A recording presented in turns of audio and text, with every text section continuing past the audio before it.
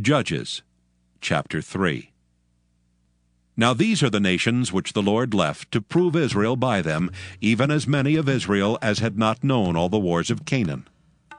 Only that the generations of the children of Israel might know, to teach them war, at the least such as before knew nothing thereof, namely 5 lords of the Philistines, and all the Canaanites, and the Sidonians, and the Hivites that dwelt in Mount Lebanon, from Mount Baal-Hermon unto the entering in of Hamath.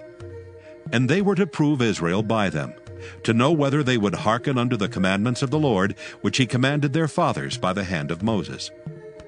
And the children of Israel dwelt among the Canaanites, Hittites, and Amorites, and Perizzites, and Hivites, and Jebusites.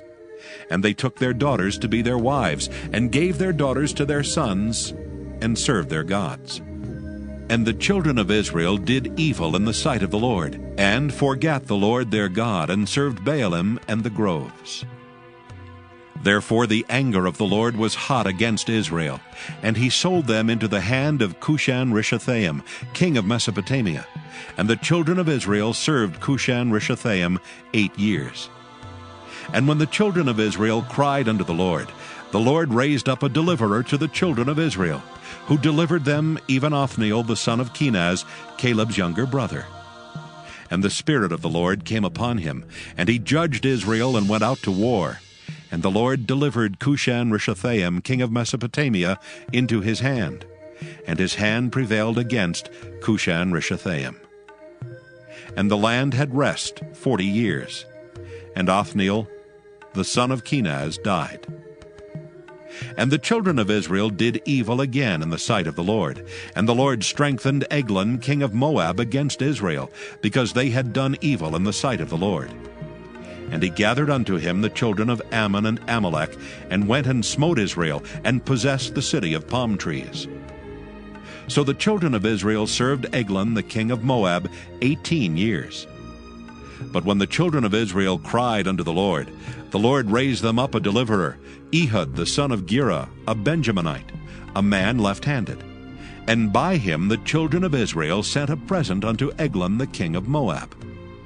But Ehud made him a dagger which had 2 edges of a cubit length, and he did gird it under his raiment upon his right thigh.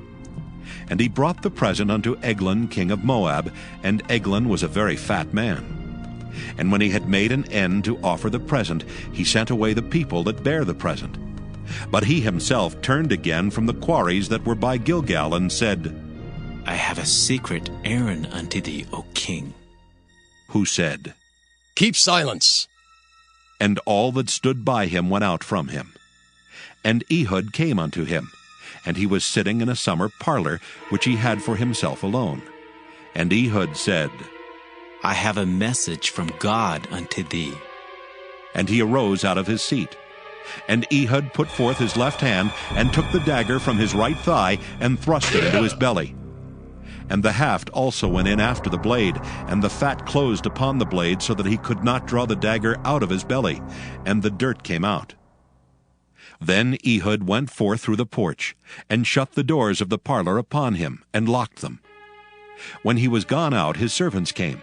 And when they saw that, behold, the doors of the parlor were locked, they said, Surely he covereth his feet in his summer chamber. And they tarried till they were ashamed. And behold, he opened not the doors of the parlor. Therefore they took a key and opened them, and behold, their lord was fallen down dead on the earth. And Ehud escaped while they tarried, and passed beyond the quarries, and escaped into Seirath.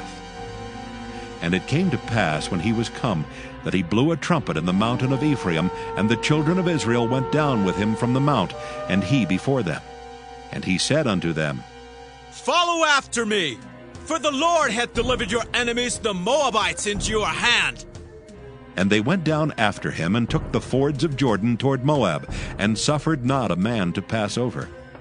And they slew of Moab at that time about 10,000 men, all lusty and all men of valor, and there escaped not a man. So Moab was subdued that day under the hand of Israel, and the land had rest 80 years. And after him was Shamgar the son of Anath, which slew of the Philistines 600 men with an ox goad, and he also delivered Israel.